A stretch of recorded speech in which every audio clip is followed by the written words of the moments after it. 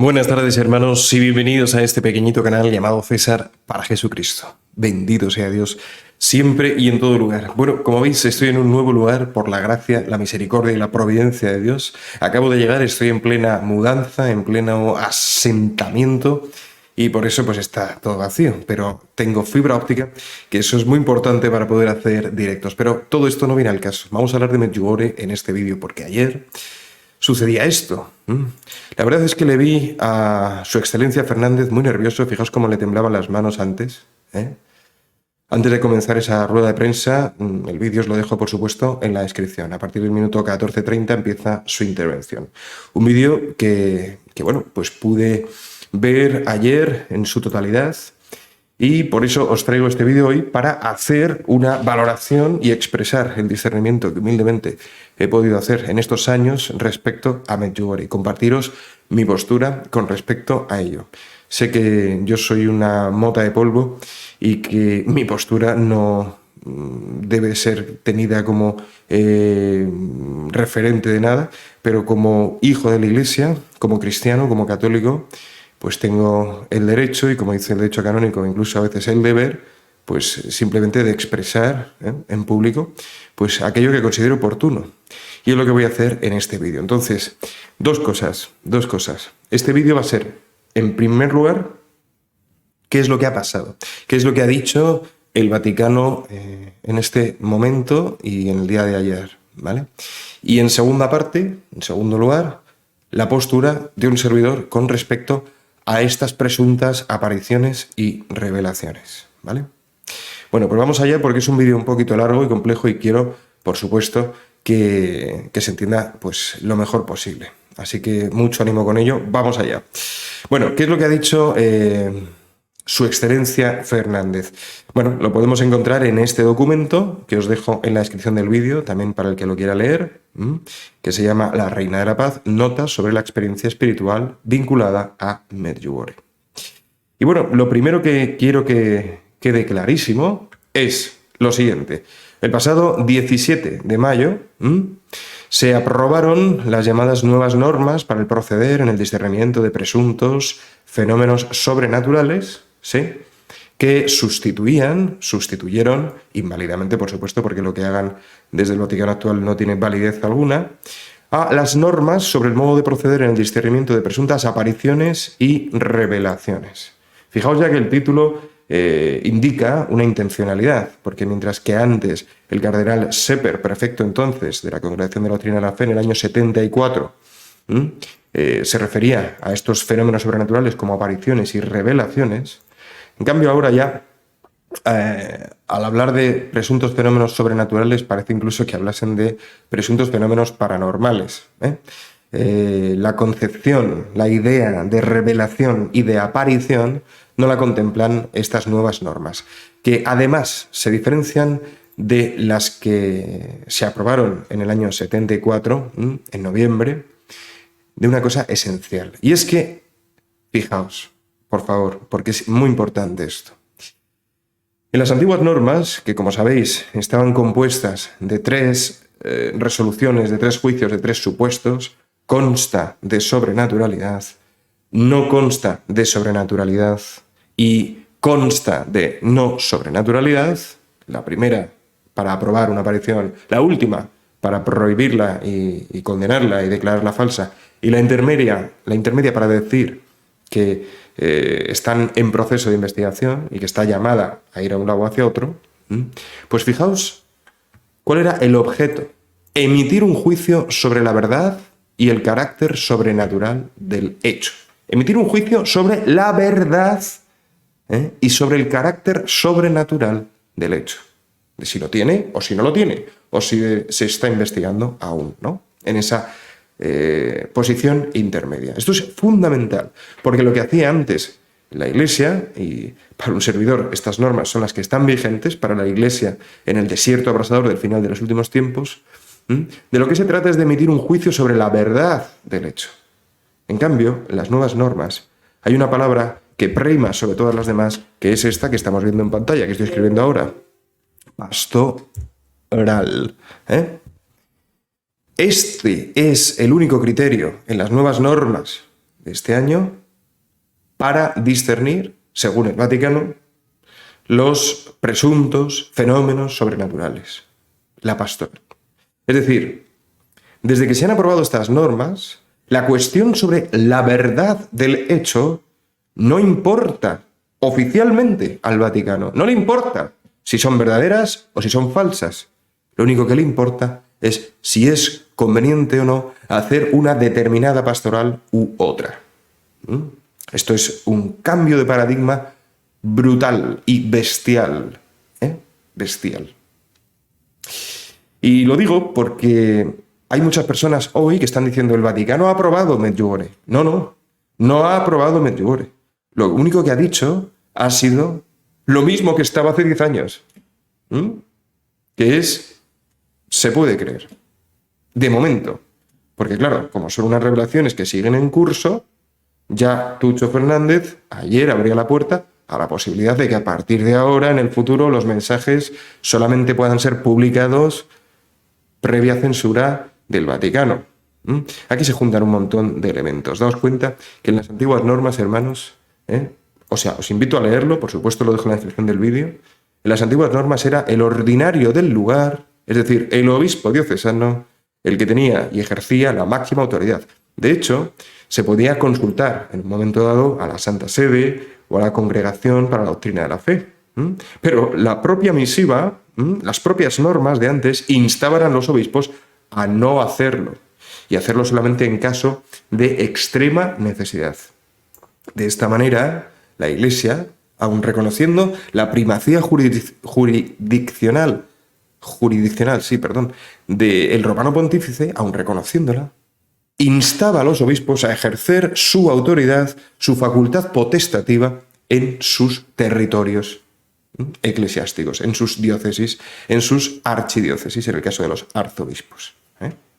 Y les pedía, por favor, no saturéis a la Sagrada Congregación de la Doctrina de la Fe, a no ser que sea de extrema necesidad, a no ser que se esté formando un grupo sectario que realmente esté desvirtuando heréticamente y también en su proceder la enseñanza perenne e inmutable de la Iglesia. En cambio, ahora no. Ahora el obispo diocesano no hace nada, depende todo únicamente de lo que el Vaticano exprese. Estamos pues asistiendo a un abuso sin precedentes. Esto ya lo he comentado en vídeos pasados, pero quiero recalcarlo en este porque estoy seguro de que muchos que vean este vídeo nunca me han escuchado decirlo, ¿no? Entonces, claro, ¿qué sucede? Nos presentamos ante las nuevas normas de 17 de mayo. Vemos que lo único que les interesa es la pastoral. Apreciar el valor pastoral, debe actuar con toda solicitud pastoral, que permitiera al obispo sacar provecho pastoral, diversos frutos espirituales y pastorales, orientar el trabajo pastoral.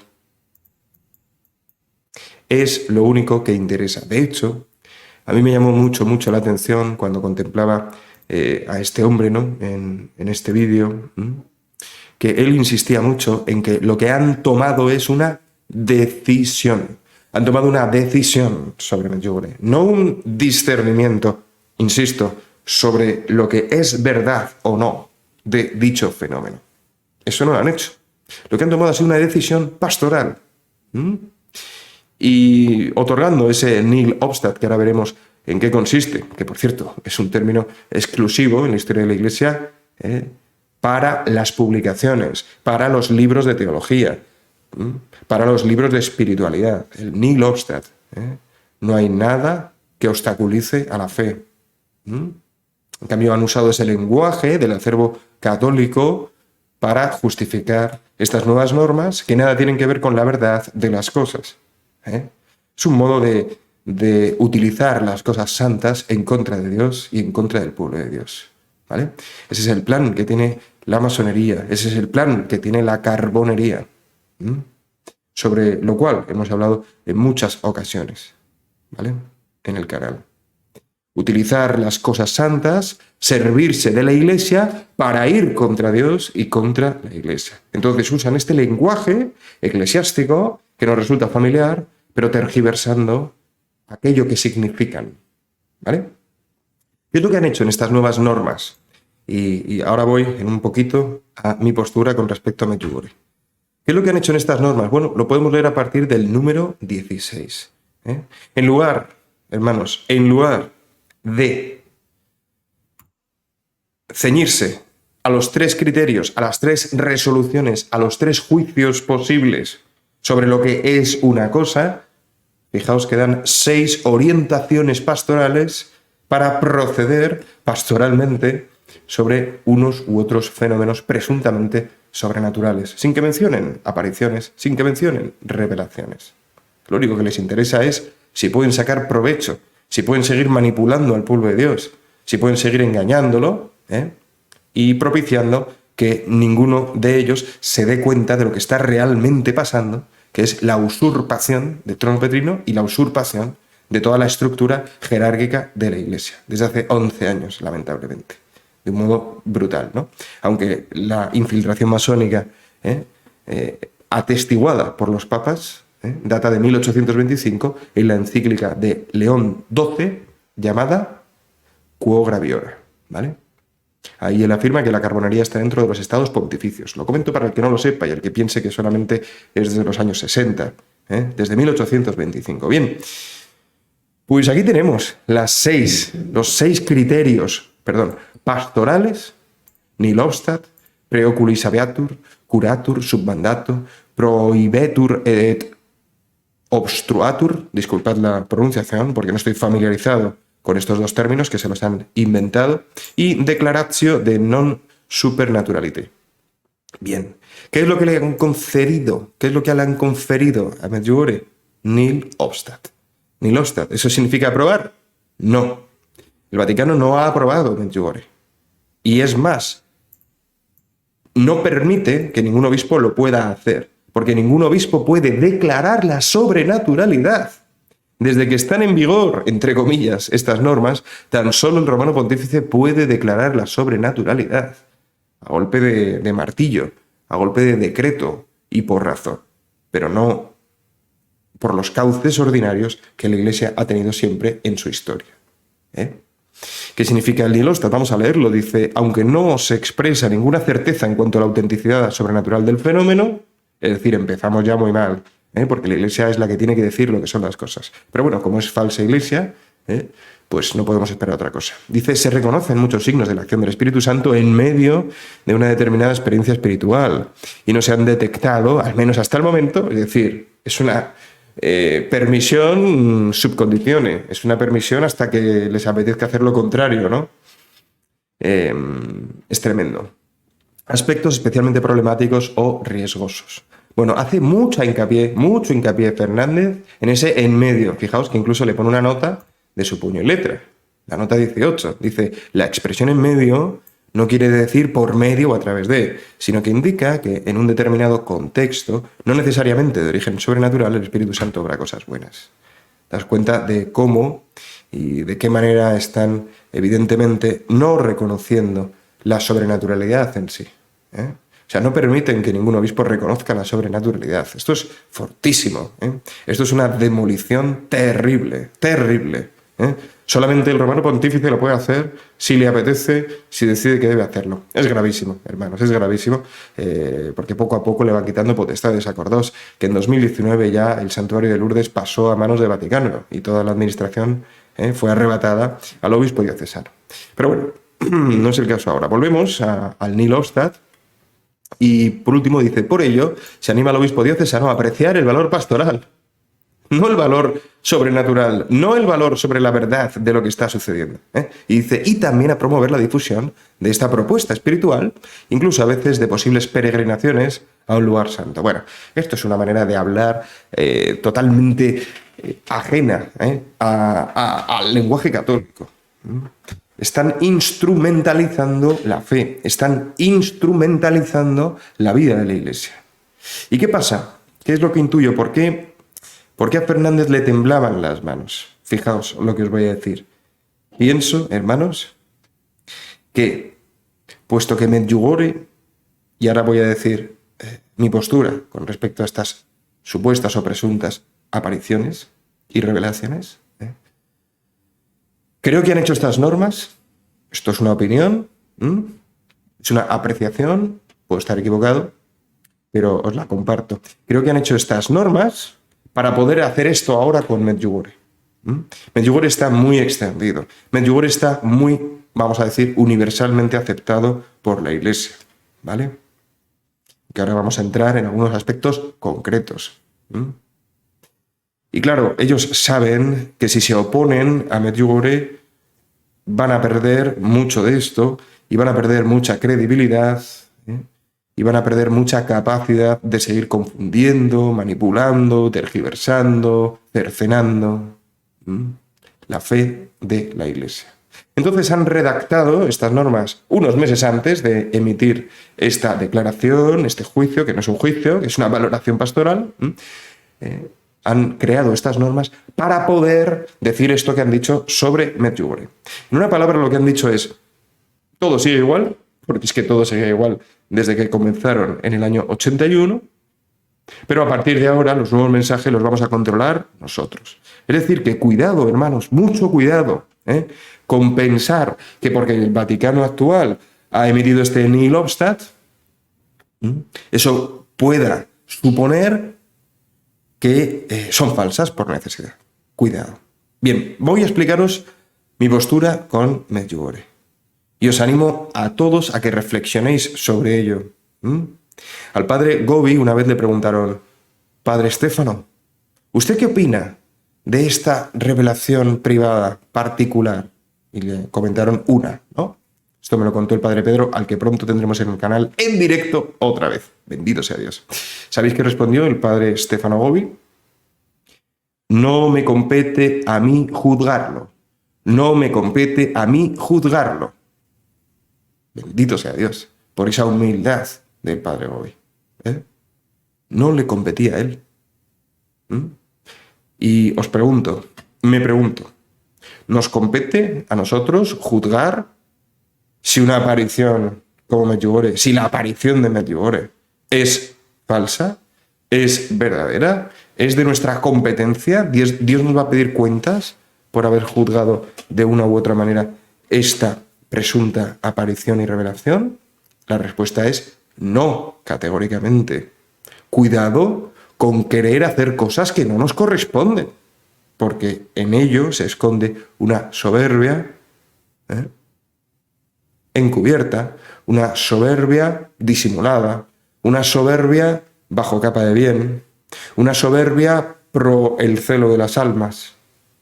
Yo sinceramente experimento un santo temor de Dios con la idea de afirmar categóricamente: estas apariciones de Medjugorje son falsas.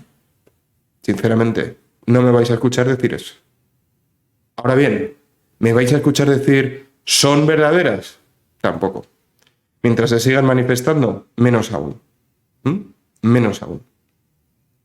Es cierto que esta declaración del Vaticano en el día de ayer, 19 de septiembre, a mí me hace estar un poquito más en guardia con respecto a Medjugorje. Es cierto que en varias ocasiones los presuntos profetas, no me gusta la palabra videntes, aunque es la que se usa normalmente, de Medjugorje, han expresado que hay que rezar por el Papa Francisco. Pero claro, mucho cuidado, porque ellos nunca han dicho que la Virgen se lo ha dicho. Cuidado. Es una opinión personal suya. Y en toda revelación privada, en todas, hay y o puede haber interferencias. Interferencias del diablo, interferencias de la propia persona, interferencias del director espiritual o interferencias del superior ordinario del lugar. En todas ellas puede haberlas. Y a mí, que una presunta vidente, no me gusta la palabra, exprese su opinión personal sobre algo, me da absolutamente igual para tomar una decisión de adherirme, no adherirme a una presunta revelación.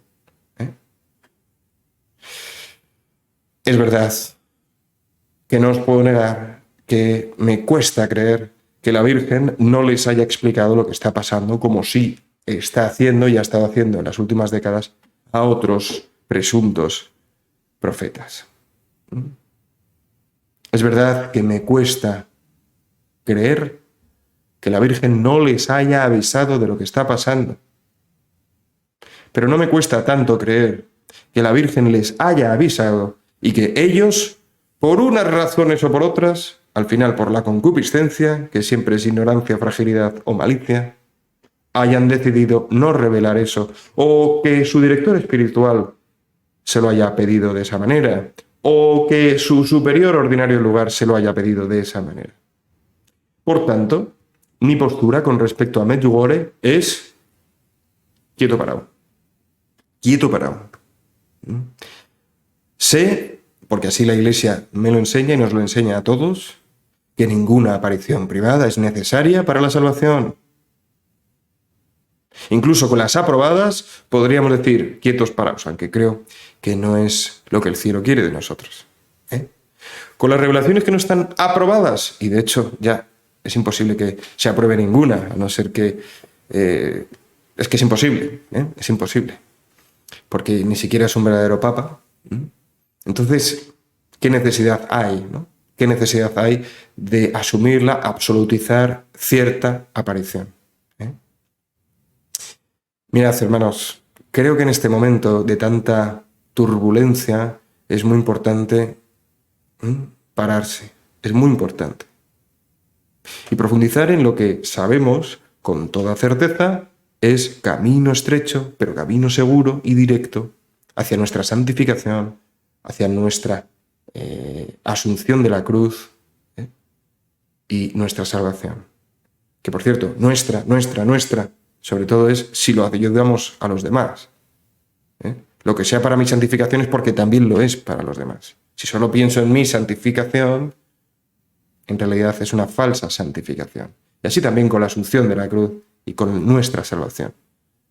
Nuestra salvación pasa por ayudar a Cristo a salvar a otros. Cuidado, Cuidado con el individualismo. Mirad, este vídeo sé que es delicado. Y por eso os invito a todos a que leamos juntos este pasaje del capítulo 5 de los Hechos de los Apóstoles. El discurso de Gamaliel, que para el que no lo sepa, desde hace muchos siglos está considerado un santo, San Gamaliel, el que fue maestro de San Pablo.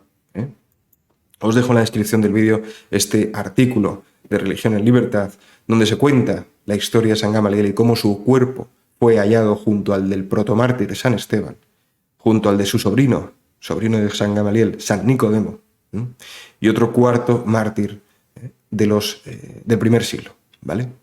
San Gamaliel se apareció 5 veces a un sacerdote en el siglo V. En fin, no viene al caso ahora esta historia, que es preciosa, pero incluso la tradición nos dice que en la torre de Pisa, en Italia, se conserva su tumba, la tumba de San Gamaliel. San Gamaliel, que además, según revelaciones privadas, estuvo presente cuando Jesucristo, siendo un niño de 12 años, estuvo en el templo de Jerusalén enseñando a los maestros de la ley. Este otro artículo también de Aciprensa, que aunque sostiene que el Papa es Francisco, como siempre, juzgado todo y quedaros con lo bueno, este artículo es bastante adecuado, ¿no? Adecuado para este momento.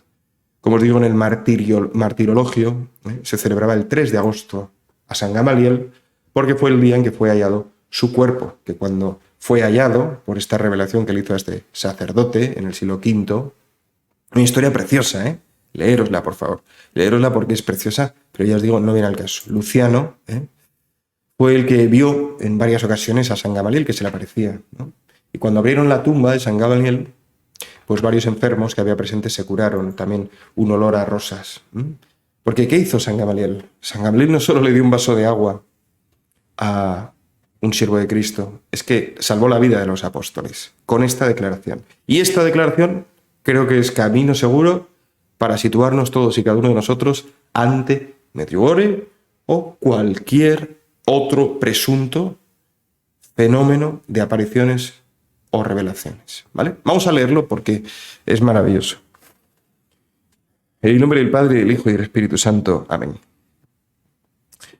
Pero se levantó en medio del consejo cierto fariseo. Por cierto, un fariseo no es un hipócrita, un fariseo no es un malvado ni una víbora. No, esos son algunos fariseos. Un fariseo en sí mismo es simplemente un estudioso, un maestro de la ley, Cristo nunca llamó a los fariseos, ¡fariseos! ¡Sois unos fariseos! No, no. Eso lo ha hecho la pobredumbre del ser humano a lo largo de los siglos. Cristo les llamaba hipócritas a los que eran hipócritas, pero a los que no, no. Y por eso tiene ese diálogo con Nicodemo. Bien. Pero se levantó en medio del consejo cierto fariseo, por nombre Gamaliel, doctor de la ley, respetado por todo el pueblo, el cual mandó que hiciesen salir fuera a aquellos hombres por breve tiempo, a los apóstoles.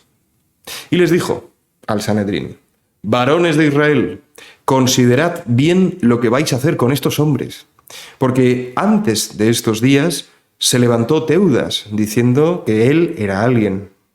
A él se asociaron alrededor de 400 hombres, pero fue muerto, y todos los que le seguían quedaron dispersos y reducidos a la nada. Después de este se sublevó Judas el Galileo en los días del empadronamiento y arrastró tras sí mucha gente. Él también pereció y se dispersaron todos sus secuaces. Ahora pues os digo, dejad a estos hombres y soltadlos, porque si esta idea u obra viene de hombres, será desbaratada. Pero si de Dios viene, no podréis destruirla. No sea que os halléis peleando contra Dios. Siguieron ellos en su opinión, y después de llamar a los apóstoles y azotarlos, les mandaron que no hablasen más en el nombre de Jesús, y los despacharon. Mas ellos salieron gozosos de la presencia del Sinedrio, porque habían sido hallados dignos de sufrir desprecio por el nombre de Jesús. No cesaban todos los días de enseñar y anunciar a Cristo Jesús, tanto en el templo como por las casas. Bueno, este pasaje maravilloso, donde rezuma una sabiduría propia del Espíritu Santo, en el bueno de Gamaliel, que, por cierto, dicen estas profecías privadas, disculpadme porque no sé cuáles, pero seguro que es fácil de averiguar, que en el momento en el que Jesucristo estaba enseñando en el templo, le hizo una profecía a San Gamaliel, que le escuchó con mucha atención y admiración, y esa profecía se cumplió en el día de la crucifixión del Señor.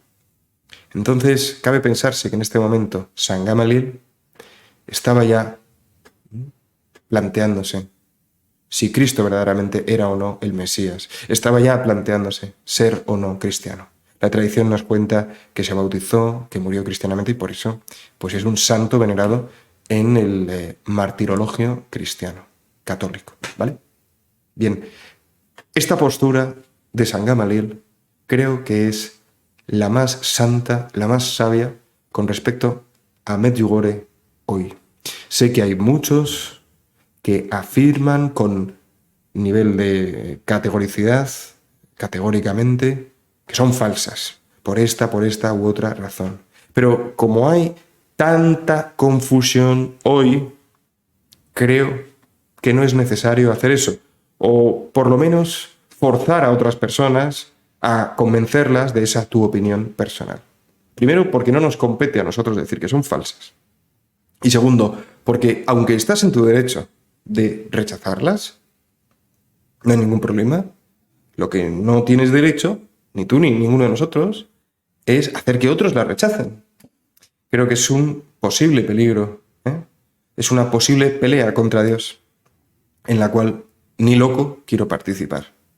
Entonces, ¿qué le diría a aquella persona que me pregunta, César, ¿qué opinas de Medjugorje?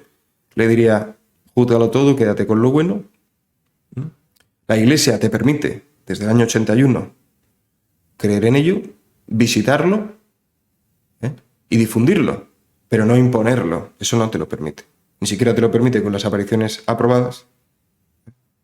¿Y por qué te lo permite? Pues porque en el año 67, ya Pablo VI, y lo puse en un vídeo ya hace 5 años, fijaos, en el año 67, Pablo VI abrogó, es decir, canceló los cánones 1399 y 2318 del Código de Derecho Canónico que prohibían a los sacerdotes y a los fieles creer, visitar y difundir apariciones que no fueran aprobadas.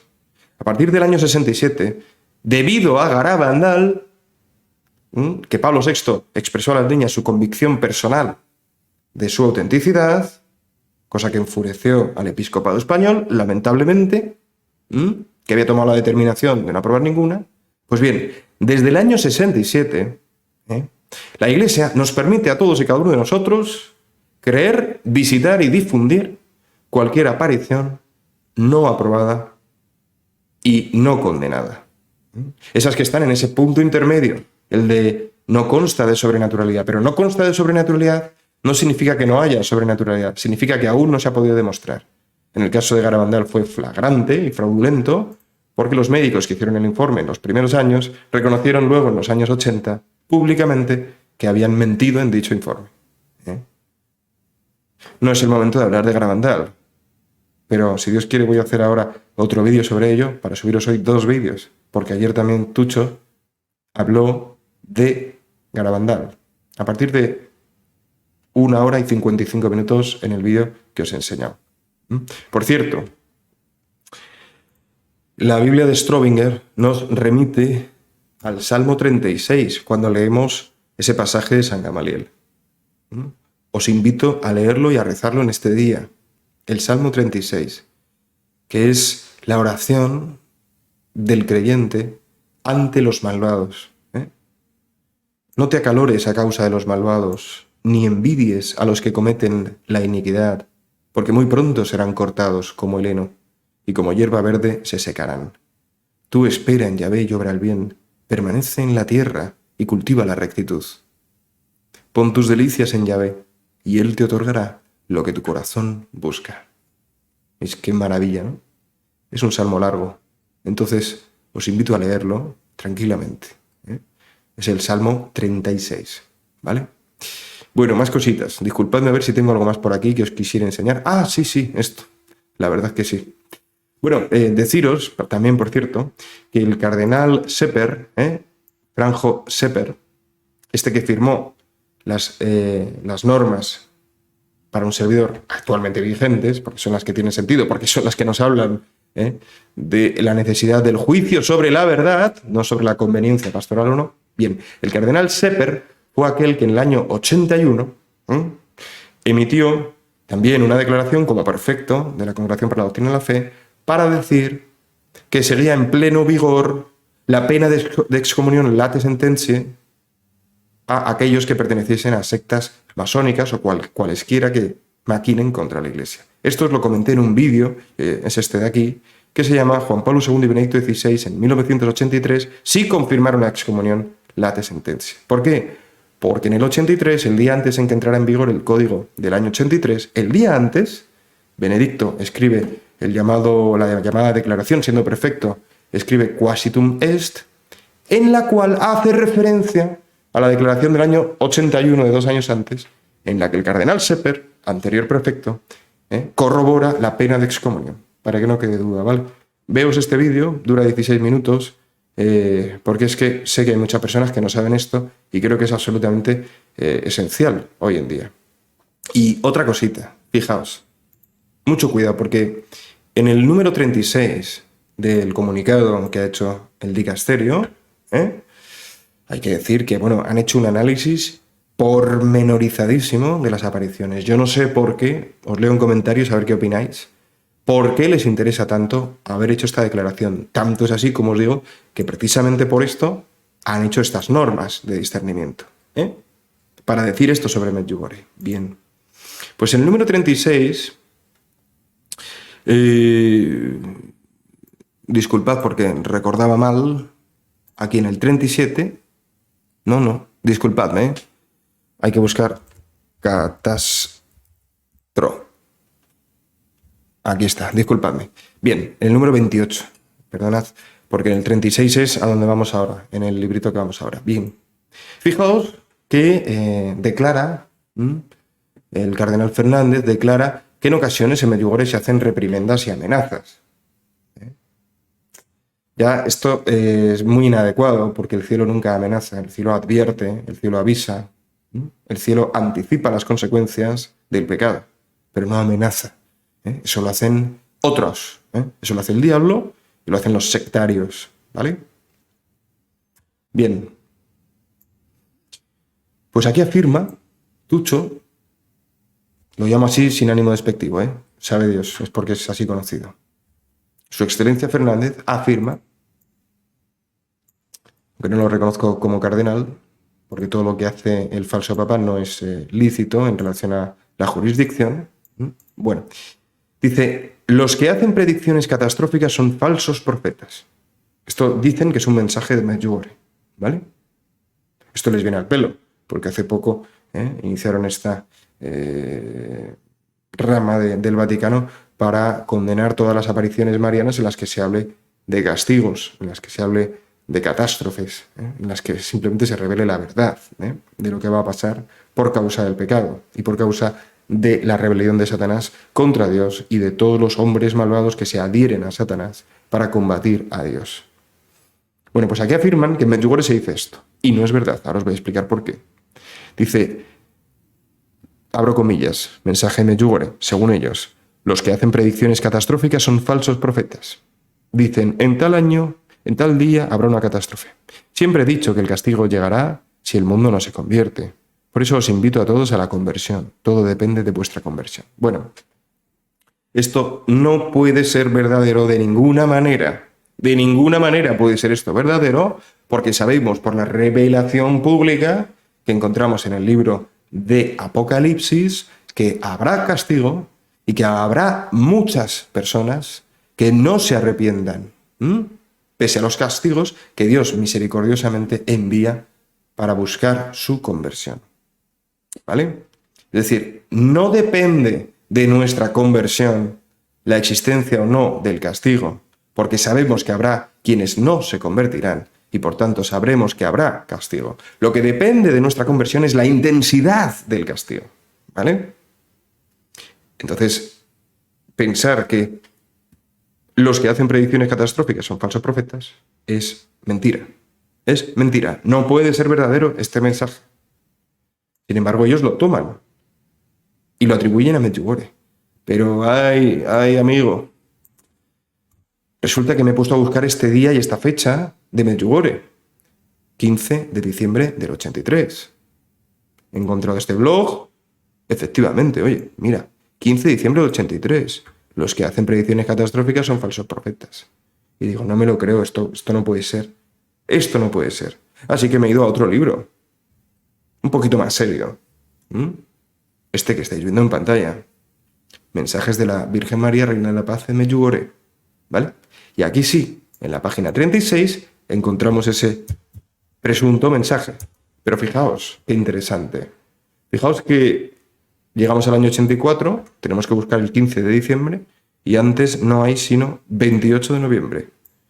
Orad, orad, para que la parroquia rece todos los días a los corazones de Jesús y María durante la novena de la Inmaculada Concepción. Y después, aquí viene la frasecilla. Sobre las predicciones catastróficas, dice supuestamente la Virgen, eso viene de falsos profetas, ellos dicen tal día, lo que hemos leído, ¿vale? Lo que hemos leído. Es muy probable que aunque aquí pone 28 de noviembre, fuese recibido solo esta parte el 28 de noviembre y después ese 15 de diciembre este trocito, ¿vale? Es muy probable. Bueno, pues ¿por qué digo es falso? Y esto no es de Medjugorje, pues porque el mismo libro no lo está diciendo. Esto sucede por medio de Yelena. Yelena, fijaos, al pequeño grupo de oración por medio de Yelena. Yelena. ¿Y quién es Yelena? Pues, oiga usted, Yelena no es una de las 6 videntes de Medjugorje. He buscado quién es Yelena. Y Yelena es una de las llamadas videntes de segunda generación. Que además ella misma dice que no recibe visiones, sino que simplemente recibe oraciones. Dice, como ya he dicho en otras ocasiones, la mía no es una experiencia de visión, sino una experiencia de oración. Es decir, que esta mujer, Yelena Vasilich, además de no ser una de las 6 videntes de Medjugorje, está diciendo que no tiene visiones y que esto es una experiencia de su oración. Bueno, pues querida hermana Yelena, ya le digo a usted que lo que pone en boca de la Virgen contradice la Escritura. ¿Vale? Y al cardenal Fernández, cardenal entre comillas, ya le digo a usted que este punto 28, no me he puesto a leerlo entero, seguramente hay alguna cosilla más, pero este punto 28 de su nota sobre Medjugorje es falaz, porque están poniendo en boca de la Virgen, a través de uno de los 6 videntes de Medjugorje, algo que ninguno de los 6 ha dicho. Así que mucho cuidado, porque están, como podéis ver, hermanos, están queriéndose apropiar de Medjugorje, queriendo reconducir Medjugorje, ¿vale? Queriendo utilizar Medjugorje contra Dios. Entonces, hay varios escenarios. O Medjugorje son falsas y lo usan ellos a su discreción, o son verdaderas y aún así, como no pueden detener a la Virgen y los frutos de gracia y conversión que hay, a los cuales hacen referencia, menos mal, algo es algo, y lo digo por el bien de sus almas, pues bien, o bien es verdadera y aún así, dada la gran difusión y aceptación que hay en el pueblo de Dios, sabiendo que no la pueden combatir directamente, pues están tratando de apropiarse de ella como se han apropiado ya de la Santa Sede, de la Ciudad del Vaticano, y de muchísimas diócesis del mundo y seminarios. Ahora la última es que se ha designado a José Cobo, el cardenal, entre comillas, de Madrid, como observador de todos los seminarios del mundo. Y José Cobo ha dicho que el pueblo de Dios es quien tiene que formar a los futuros presbíteros. En esa dinámica de que el pastor, de que el sacerdote tiene que oler a oveja, en vez de oler a Jesucristo. Entonces, ¿qué pasa? ¿Que el pueblo de Dios es el pastor y los sacerdotes son las ovejas? Bueno, esto me recuerda a lo que hizo Bergoglio cuando salió el primer día, el 13 de marzo del 13, diciendo buona cera, con la mano de redis, la mano de cerdo, en la que se juntan el dedo corazón y el anular, expresando simbólicamente y secreta y discretamente el saludo de obediencia masónica. Esto cualquier estudioso en masonería lo sabe y lo reconoce de inmediato. Pues esto me recuerda a ese momento, porque en ese momento Bergoglio dijo: antes de que el pastor bendiga al pueblo, quiero que el pueblo bendiga al pastor. Ese día supe que este hombre venía a invertirlo todo.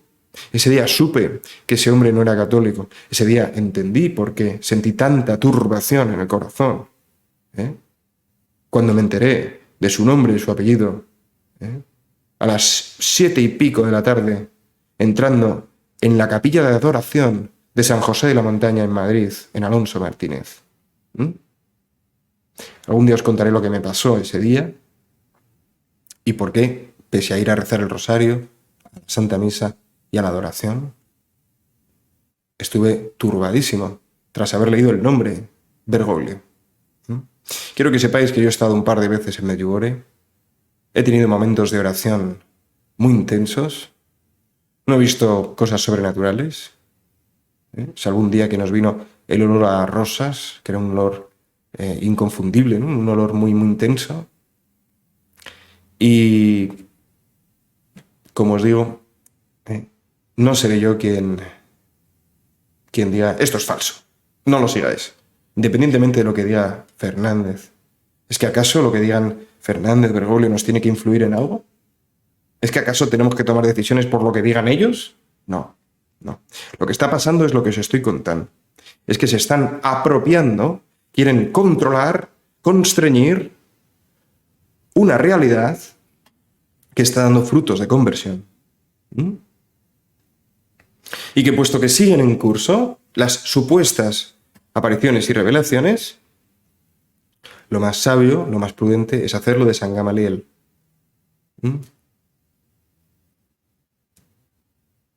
Y, desde luego, sin querer imponer la espiritualidad de Medjugorje, de las 5 piedras, a los demás, ¿vale? Porque el camino está bien trazado por el magisterio de la Iglesia. Es los sacramentos. Lo digo porque está el ayuno, que por cierto, el tema del ayuno de miércoles y viernes lo dijo en 2 momentos puntuales la Virgen, solamente para los del pueblo y solamente para parar la guerra que estaba teniendo lugar en los Balcanes, ¿vale? Es verdad que la experiencia del ayuno, de pan y agua miércoles y viernes, es buenísima para el alma, pero cuidado con ella también, no se haga nunca sin estar acompañado. Y no se proponga como único medio salvífico, porque no lo es. La Iglesia es sabia y la Iglesia ya nos ha dicho cómo debe ser el ayuno. Miércoles de ceniza, Viernes Santo, una sola comida al día, a excepción de los niños y los ancianos y los enfermos. Y todos los viernes de Cuaresma, abstinencia de carne. ¿Vale? Eso es lo que debemos hacer. Más allá de eso, pues cada uno que discierna con su director, con su esposo, con su esposa, con sus amigos espirituales. ¿Se puede imponer? No. Bien, bastantes más cosas podría comentaros, pero ya se queda un poquito largo el vídeo, son 3/4 de hora. Siento la extensión, no he podido hacerlo más corto, pero como veis son un montón de ideas. Y simplemente os diría que sigáis adelante, que escuchéis a Dios en vuestra conciencia y que, desde luego, creo que están nerviosos por la inminencia de los acontecimientos. Creo que están nerviosos con la Virgen. No le faltaron a Fernández muchas pullitas a Medjugorje en la declaración. Habló de la Virgen cartera varias veces, parafraseando a Bergoglio. Incluso habló de posibles malas interpretaciones tanto de San Juan de la Cruz como Santa Teresita del Niño Jesús. Habló mucho de la necesidad de entender todo en su contexto. Se hizo referencia a las últimas declaraciones de Bergoglio, que afirmó que todas las religiones son lenguajes distintos para llegar a Dios. Están nerviosos, hermanos, están nerviosos. ¿Vale? Entonces, cuando alguien está nervioso, aparte de que se le nota, también puede hacer cualquier barbaridad. Vamos a ver qué hacen. Pero ya después de 11 años es difícil que nos sorprendan, pero seguramente lo hagan, porque el mal va a ir creciendo, la iniquidad va a ir creciendo hasta la porusía. ¿Vale? Pero, como bien sabéis, donde abundó el pecado, sobreabundó la gracia. Por eso estamos viendo ahora tantas conversiones. Por eso estamos viendo ahora tantas personas que se dan cuenta de lo que está pasando. Que es lo mismo que leímos en el catecismo. Así que, hermanos, no os turbéis por lo que hagan ni Bergoglio ni Fernández. No os turbéis en absoluto. No permitáis que entre en vuestro corazón el espíritu de violencia injusta, de violencia despiadada, de violencia desmedida. No.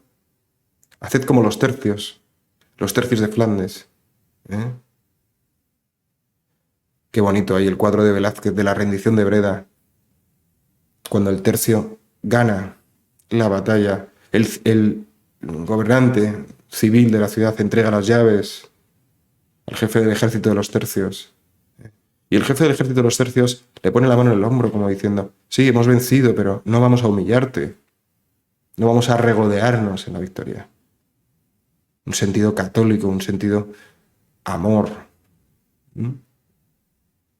Pues en ese sentido también nosotros debemos caminar.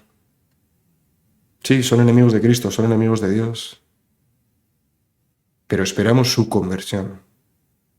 Esperamos que recapaciten, que se arrepientan de lo que están haciendo. Bien. Nada más, hermanos, como siempre os digo, os leo en comentarios. Podéis escribirme si queréis y en la medida de mis posibilidades os contestaré a este correo que aparece en pantalla. También os invito a uniros al canal oficial de Telegram del canal. Es el que veis en pantalla, César para Jesucristo Oficial, donde comparto todos los días, por gracia de Dios, un PDF que considero esencial en este momento del desierto abrasador del final de los últimos tiempos. Y bueno, pues por supuesto, os lo dejo también por aquí en este banner. Estoy aprendiendo a manejar todo esto, ¿no? Que es un nuevo programa. Pero sí, dando like, compartiendo el vídeo, suscribiéndoos al canal, ayudaréis mucho a que YouTube proponga el vídeo en sus algoritmos. También pulsando el botón de uniros podéis ser benefactores del canal y ayudarme a seguir subiendo contenido, porque sabe Dios que me cuesta un dinero el hacer los vídeos. Entonces toda ayuda pues es justa y también es necesaria. Bendito sea Dios. Bueno, hermanos, pues nada más. Muchísimas gracias. por todas vuestras oraciones y por vuestro deseo de buscar y hallar a Dios nuestro Señor, Jesucristo y su Santísima Madre. Como os digo siempre, que Dios os bendiga, la Virgen os guarde en este día, San José os abastezca de todo lo que necesitáis para agradar al Señor. Santiago Apóstol os dé su valor y el cielo entero supla en vuestras almas lo que a este vídeo le falta. Amén.